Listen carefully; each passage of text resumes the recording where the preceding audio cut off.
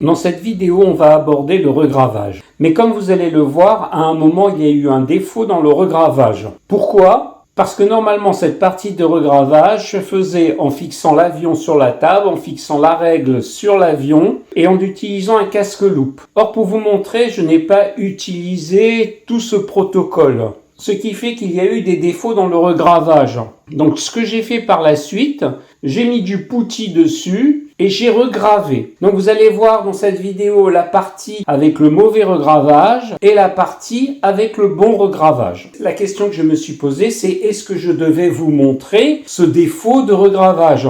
À la réflexion, j'en ai conclu que oui. Parce que cela, en tant que débutant, aurait pu vous arriver. Donc, j'ai pensé qu'il était bien de vous montrer le regravage non correct et le regravage correct, afin que vous puissiez faire face à certaines erreurs. Générique.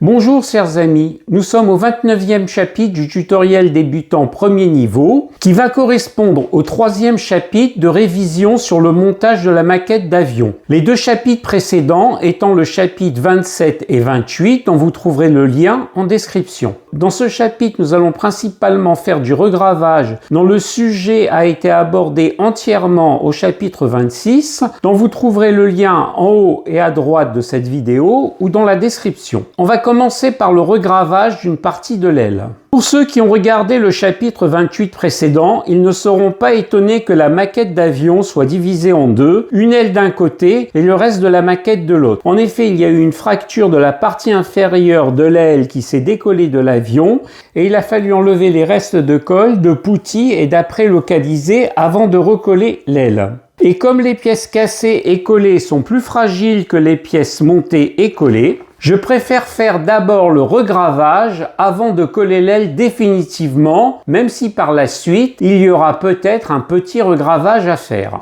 Nous allons donc commencer à faire un petit regravage de ce fragment d'aile. Et nous allons d'abord utiliser le matériel de base, une pointe à graver et une règle métallique. Donc la pointe à graver et la règle métallique sont le matériel de base pour le regravage. J'ai abordé plusieurs et autres instruments de regravage au chapitre 26, dont vous trouverez le lien dans la description. Mais comme je l'ai dit, il vaut mieux commencer par le matériel de base. Certains maquettistes, au fur et à mesure de leur évolution, n'utilisent plus la pointe à graver car ils considèrent qu'elle a tendance à glisser. D'ailleurs, comme vous le constatez sur la maquette, le regravage a été fait ici, mais la pointe à graver a glissé là. Mais ce n'est pas grave car cela s'enlève facilement au ponçage. Avant de passer au gravage proprement dit avec le graveur de base, il serait intéressant de savoir pourquoi ce graveur de base glisse. Quand vous appuyez le graveur sur le plastique pour graver, vous allez exercer une certaine pression. Et cette pression est égale à la force divisée par la surface. Donc la force que vous appliquez divisée par la surface de la pointe du graveur. Il est important de savoir comment fonctionne une fraction. F est le numérateur et S est le dénominateur. Je vous rappelle qu'une fraction peut s'écrire avec un trait oblique et qu'elle ne représente rien d'autre qu'une division. Comme je vous l'ai dit tout à l'heure, le chiffre qui est au-dessus, c'est le numérateur et le chiffre qui est en dessous, c'est le dénominateur. Et là, ce qu'on va faire, on va augmenter le numérateur, mais on va garder la même valeur pour le dénominateur. Et on va voir que 1/4 est inférieur à 3/4, car effectivement, si on fait la division, 0,25 est bien inférieur à 0,75. Donc, plus le numérateur augmente, plus la valeur de la fraction augmente. Maintenant, ce qu'on va faire, on va garder la valeur du numérateur identique, mais on va augmenter la valeur du dénominateur. Comme vous voyez ici, de 2, je suis passé à 4. Et là, 1/2 va être supérieur à 1/4, car effectivement, si l'on fait la division, 0,50 est bien supérieur à 0,25. Donc je rappelle la formule que la pression est égale à la force divisée par la surface. Donc pour une force égale, plus la surface va augmenter, plus la pression sera faible. Par exemple, si vous avez deux graveurs différents, si vous appliquez une force égale, mais la pointe d'un graveur ayant une surface inférieure à celle de l'autre graveur, eh bien la pression va être plus forte sur le graveur qui aura la plus faible surface. Je vais prendre un exemple. Imaginons que la pointe du graveur, c'est vos chaussures et que la maquette, c'est la neige. Là, nous voyons une personne qui marche dans la neige avec ses chaussures. Et qu'est-ce qui se passe? Ses chaussures s'enfoncent dans la neige et il va être très difficile pour lui de marcher dans la neige suivant l'épaisseur de neige. Donc, ce que vont faire certaines personnes, c'est mettre leurs chaussures dans une paire de raquettes. Et là, vous allez remarquer quelque chose, la surface des chaussures est faible. Donc, suivant la formule pression est égale à la force divisée par la surface, les chaussures vont s'enfoncer dans la neige. Alors qu'avec des raquettes, la surface est beaucoup plus grande, et si l'on reprend la formule, la pression est égale à la force divisée par la surface, la force ne va pas changer, puisque ce n'est rien d'autre que le poids de la personne. Mais la surface va augmenter. Et plus la surface augmente, comme on est dans une fraction, plus la pression va diminuer et la personne ne va pas s'enfoncer dans la neige. Et ce qui est très pratique pour faire des petites randonnées sans se fatiguer. Mais c'est aussi très pratique pour faire de très longues marches. Effectivement, si vos chaussures s'enfoncent dans la neige pour faire une très longue marche, vous allez dépenser plus d'énergie et vous fatiguer très rapidement. Et voilà un autre cas intéressant. Nous voyons que cette personne qui a des raquettes fait une petite acrobatie avec ses bâtons de ski. S'il n'y avait pas ces rondelles, la pointe de la surface du bâton de ski s'enfoncerait dans la neige. Puisque plus la surface est faible, plus la pression est forte et plus le bâton de ski va s'enfoncer dans la neige. Donc, en mettant ces petites rondelles, on va augmenter la surface et diminuer la pression du bâton de ski sur la neige. Ce qui fait que cette personne peut faire cette petite acrobatie. Évidemment, quand la surface est très grande, là j'ai pris une paire de skis, mais j'aurais pu prendre un snowboard ou une luge. Non seulement on ne va pas s'enfoncer, mais on va glisser. Il n'y a pas que le facteur surface, il y a aussi le facteur frottement. Mais on va considérer qu'effectivement la surface est beaucoup plus grande. Et là, on retrouve le terme glisser. Maintenant, au final, vous commencez à comprendre pourquoi le graveur de base glisse, au contraire du graveur Tamiya. Si on compare de près la pointe de ces deux graveurs, nous voyons que la pointe du graveur Tamiya est beaucoup plus fine que celle du graveur de base. Donc la pointe du graveur de base a une surface beaucoup plus grande que la pointe du graveur Tamiya. Et donc selon notre formule, à force égale, la pression que vous allez exercer sur le plastique de la maquette sera plus faible avec le graveur de base que le graveur Tamiya. Donc le sillon que vous allez graver avec le graveur de base sera beaucoup moins profond qu'avec le graveur Tamiya. Évidemment, comme le sillon sera beaucoup moins profond, le graveur de base aura tendance à glisser. C'est ce que l'on peut voir sur cette photo de remonte-pente. Nous voyons que les skis ont une grande surface et donc laissent un sillon qui est peu profond. Et donc pour les personnes qui utilisent pour la première fois des remonte-pentes, ce sillon ne peut pas servir de guide à la remontée et vont donc glisser. Donc le graveur de base va glisser car le sillon qu'il laisse est peu profond, alors que le graveur Tamiya va laisser un sillon profond qui vont l'empêcher de glisser. Maintenant, vous pouvez vous poser la question, pourquoi je n'achèterai pas directement un graveur Tamiya au lieu d'un graveur de base? Je vais vous expliquer pourquoi. Premièrement, pour des raisons financières. Le graveur Tamiya est beaucoup plus cher. Et en plus, il est vendu séparément de sa pointe. Rien que sa pointe coûte environ dans les 25 €. Et c'est sans le manche. Donc vous voyez qu'un graveur Tamiya va vous coûter rapidement beaucoup plus cher, alors qu'un graveur de base est financièrement très accessible pour un maquettiste débutant. Mais il y a une deuxième raison. Il faut savoir se servir et maîtriser les instruments les plus rudimentaires. Et si vous avez l'expérience avec le graveur de base, il ne glissera plus. Par exemple, actuellement pour vous guider en mer, vous avez la technologie de pointe qui est le GPS maritime. Mais que se passerait-il si d'un seul coup ce GPS tombe en panne? Eh bien, il va falloir se servir de techniques plus rudimentaires, comme se guider avec le soleil, se guider avec les étoiles, se guider avec une boussole, avec une carte maritime, avec un sextant et éventuellement d'autres techniques. On peut retrouver la même analogie avec une calculatrice. Vous pouvez disposer d'une calculatrice extrêmement complexe et très chère, qui va certainement vous faciliter la vie pour certaines choses, mais vous pouvez acheter effectivement aussi une calculatrice beaucoup moins chère, mais tout dépend quelles opérations vous allez faire. Mais imaginons que votre calculatrice se décharge, vous voulez la charger et il y a une panne d'électricité et vous avez absolument besoin de faire des calculs.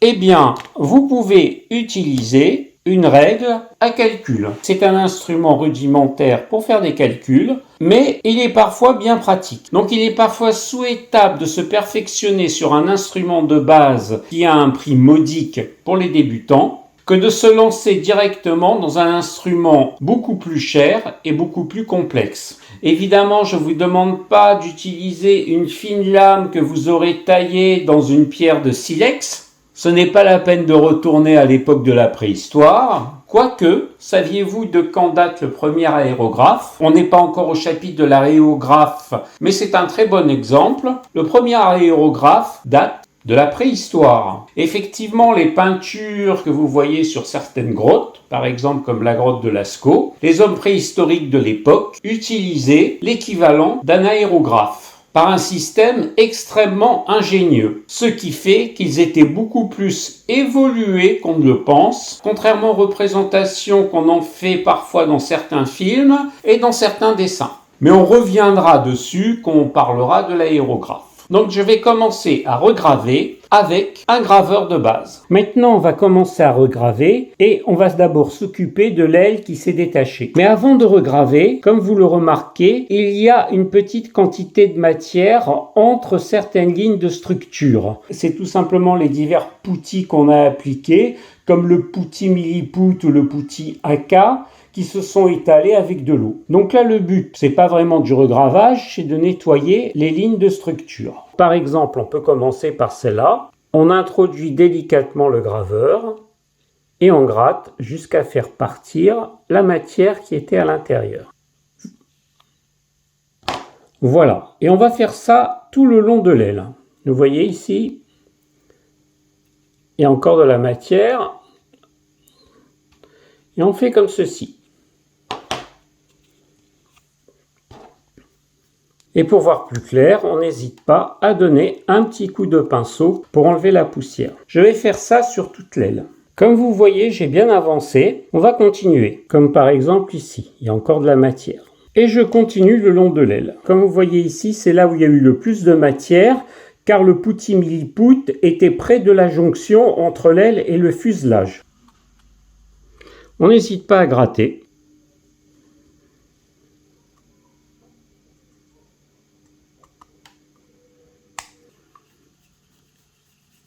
En ce qui concerne le nettoyage, où il y a eu de la matière qui s'est déposée dans les lignes de structure, cet instrument est préférable, car comme je vous l'ai dit, il glisse, mais pour nettoyer les lignes de structure, généralement, comme vous avez remarqué, il glisse pas beaucoup, et quand bien même il glisserait, il ne laisserait pas de traces sur le plastique, car il s'agit d'un regravage léger, alors que le graveur Tamiya, s'il glisse, il risque de laisser des traces un peu plus profondes. Donc pour nettoyer l'intérieur des lignes de structure, un graveur de base est préférable. Si vous voyez des traces de matière en dehors des lignes de structure, ici ou là, un ponçage léger suffit. Je vais donc prendre une éponge abrasive mousse 3M microfine pour faire disparaître cette petite quantité de matière.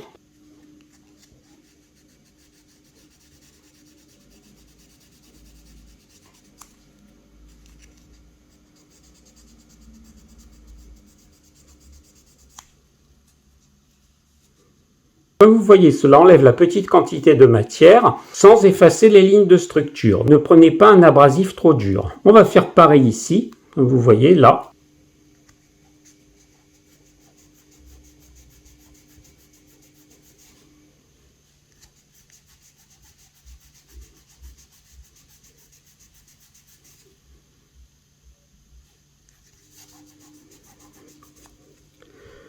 Voilà, la tache a disparu. Par contre, de la poussière de plastique s'est déposée entre les lignes de structure.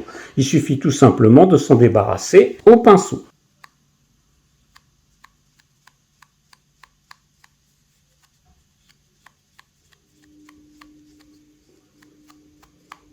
Et si le pinceau ne suffit pas, n'hésitez pas à regratter. Voilà. Il ne s'agit pas vraiment d'un grattage, il s'agit d'enlever la poussière profonde. Voilà, comme ça, tout est nickel.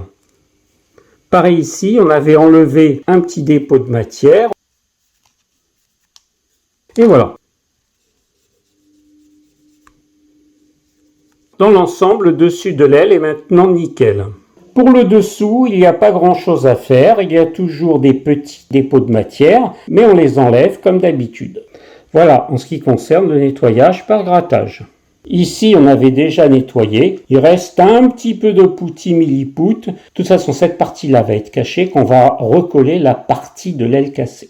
Évidemment, on va faire pareil avec le morceau d'aile qui était resté collé à l'avion. Comme vous voyez ici, où c'est du poutis AK qui s'est inséré dans la ligne de structure, ou c'est du poutis milliput. Eh bien, on va faire la même chose. Vous voyez, j'ai glissé, c'est pas grave. Mais comme je vous ai dit, après, il suffit de poncer. Voilà, on ne voit plus grand chose, car de toute façon, comme je vous l'ai dit, ce graveur fait des sillons de faible profondeur. Et on va faire pareil ici. Et si ce n'est pas satisfaisant, on continue à gratter. Comme vous le voyez, on commence à obtenir des résultats satisfaisants. Là, je ne touche surtout pas, c'est le poutis milliput qui a servi à obturer l'espace qu'il y avait entre l'aile et le fuselage. Pour les débutants, vous pourriez vous poser une question, pourquoi tient-on tant que ça à refaire les lignes de structure? Vous le verrez plus tard, il y a une technique qui s'appelle le lavis, le wash, le panel line ou le jus. Cette technique va consister à mettre un produit qui va s'introduire dans les lignes de structure et donner plus de relief à l'avion. Maintenant, on va passer au regravage proprement dit. On va commencer par les ailes et comme vous l'avez remarqué, il n'y a pas vraiment de regravage rectiligne à faire. Par contre, il y a des zones où on a effacé le rivetage. Et malheureusement, ce rivetage original n'est pas reproduit sur la notice. Il va donc falloir faire des recherches pour retrouver le rivetage original. J'ai trouvé sur internet des photos de détail de notre maquette d'avion où l'on trouve effectivement le rivetage original. Ici, c'est les volets proximaux, c'est-à-dire ce volet-là. Et ici, c'est les volets distaux, c'est-à-dire ce volet-là. Mais comme vous le remarquez de près, le rivetage a été plus ou moins conservé sur ce volet distal.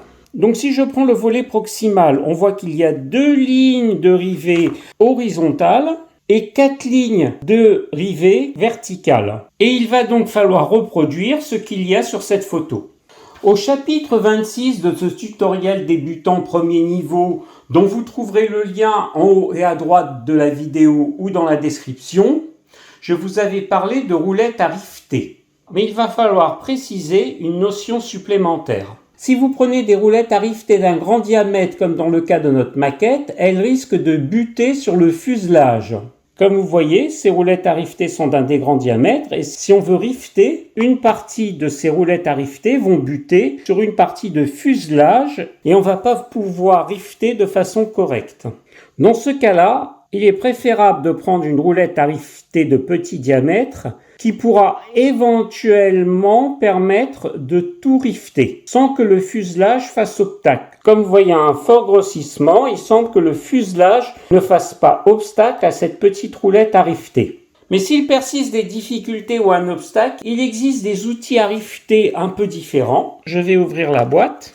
Je vais sortir un des instruments. Et là, comme vous voyez, on peut rifter à des endroits où la roulette circulaire à rifter rencontrerait un obstacle. Comme vous le voyez en gros plan, vous voyez que cet objet à rifter ne rencontre aucun obstacle. Donc vous avez des roulettes à rifter de grand diamètre qui peuvent rencontrer un obstacle, sauf évidemment si c'est une partie à rifter qui est très en surface et sans obstacle. Les roulettes à rifter plus petites, qui permet généralement de mieux voir ce qu'on fait et qui permet de contourner certains obstacles. Et en cas d'endroit très difficile d'accès, vous avez ce type de roulette à rifter.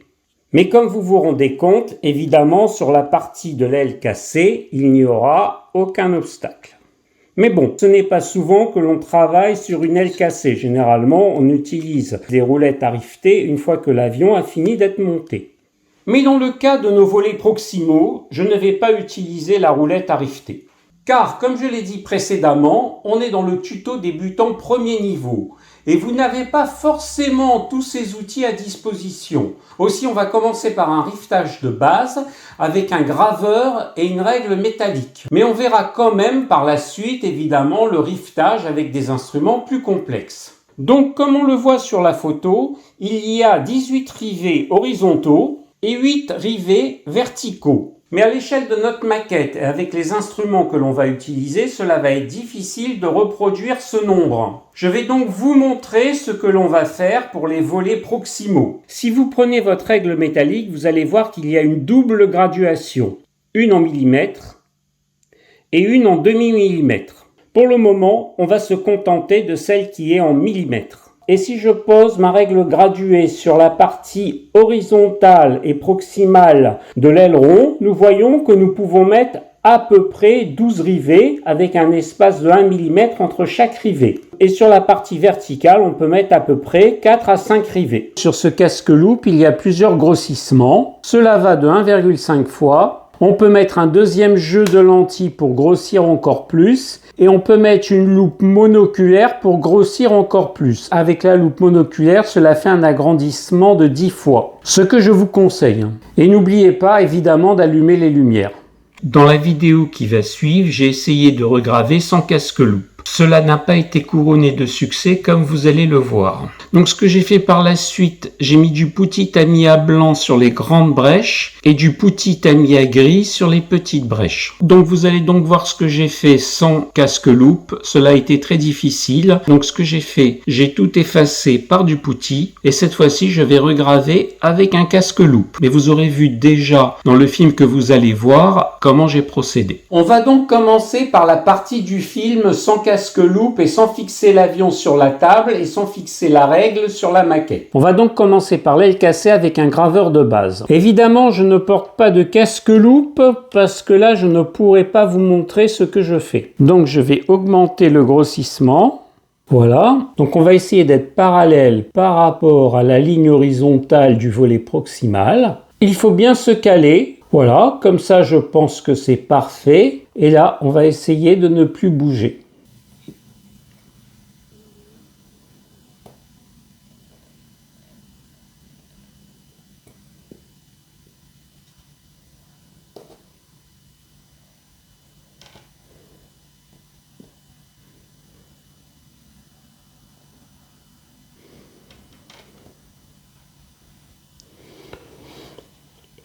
Des fois, c'est légèrement décalé, mais ce n'est pas grave. Après avoir fait le rivetage, on va poncer. Un petit nettoyage au pinceau.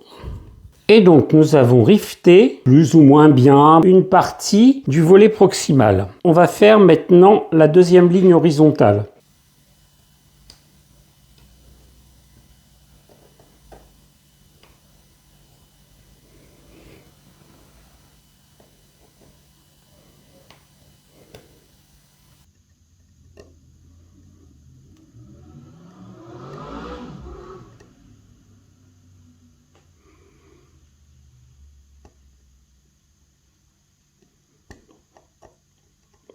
On grave autant de trous qu'il faut, tous les millimètres.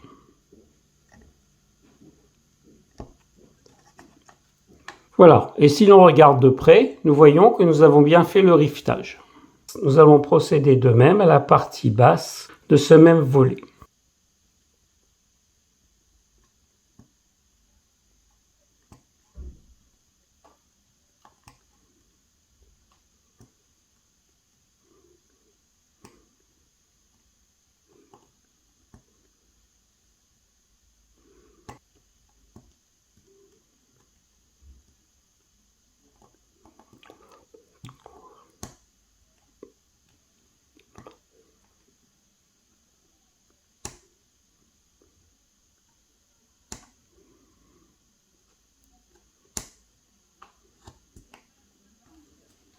Comme vous voyez, le rivetage a été bien fait. Là, c'est une erreur, j'ai appuyé trop fort. Mais c'est pas grave, cela peut se réparer. Voilà, donc j'ai fait le rivetage horizontal et le rivetage vertical. Voilà, le rivetage a été fait avec une règle métallique pour que le rivetage soit rectiligne. Ici, j'ai fait une petite erreur. Effectivement, j'ai appuyé trop fort. Mais comme je l'ai dit, cela peut se réparer. Maintenant, on n'a plus qu'à poncer pour affiner les choses. Et voilà, on voit beaucoup mieux le rivetage refait. Alors il n'est pas parfait, certes, mais avec l'habitude, on peut faire des rivetages tout à fait rectilignes. Mais là, j'ai été obligé de le faire sans casque-loupe pour vous montrer, ce qui rend la tâche un peu plus difficile. Mais normalement, avec un bon casque-loupe, une règle métallique et un graveur, Vous faites ça très correctement. Pour les erreurs, on n'hésite pas à mettre du putty et on recommence. Voilà, on poncera ensuite et on fait pareil sur notre règle, on avait créé une petite dépression. Voilà. Et là aussi, on poncera après. Dans tous les cas, si vous pensez que votre ligne de gravure n'est pas idéale, mettez du putty, poncez et recommencez la gravure. Maintenant, on va voir la phase de réparation du regravage avec un casque-loupe et fixation de la maquette sur la table et de la règle sur la maquette. Pour graver avec le casque-loupe, j'ai exceptionnellement changé de décor. Et comme vous le voyez, la maquette est solidement attachée avec du scotch. J'ai fixé aussi la règle métallique avec du scotch. Et maintenant, je n'ai plus qu'à graver tous les millimètres avec le graveur. Et là, comme vous le voyez, en fixant la maquette sur la table, en fixant la règle sur la maquette et en prenant un casque-loupe, le regravage est net et parfaitement rectiligne. Donc l'utilisation d'un casque-loupe et d'une fixation de la maquette est quasi obligatoire si vous voulez regraver les rivets avec un graveur et une règle métallique. Évidemment, je vais faire cela sur tout le pourtour de cet aileron. J'ai fait pareil pour le morceau d'aile isolé. J'ai collé l'aile sur la table et la règle métallique sur la maquette avec du scotch. Donc voilà le résultat sur l'aileron de l'aile isolée. Comme vous voyez, tout est parfaitement rectiligne et le regravage des rivets est correct. Il y a évidemment des différences de couleur dues au putty, mais cela va disparaître avec la peinture. On voit bien que le regravage des rivets avec fixation de la maquette et un casque-loupe donne des résultats parfaits. Ne portez pas attention aux différentes couleurs sur l'aileron, c'est à cause du putty. Ces variations vont disparaître par la suite avec la peinture. Donc, comme vous le constatez, ne vous démoralisez pas devant une erreur de rivetage, cela se rattrape. Donc finalement, le fait de vous montrer l'erreur est très pédagogique. Cela peut vous éviter au mieux de la répéter et au pire de la corriger. Vous êtes des débutants et vous devez apprendre à affronter les erreurs avec un matériel de base. Comme il y a eu un nouvel imprévu, je vais m'arrêter là pour le moment pour cette vidéo. On poursuivra le regravage dans la nouvelle vidéo. Si vous avez aimé cette vidéo, n'hésitez pas à vous abonner en cliquant ou en appuyant sur le cercle Rez Modèle ou sur le bouton s'abonner. N'hésitez pas à partager la vidéo et un pouce bleu me ferait plaisir. Je vous souhaite une bonne continuation.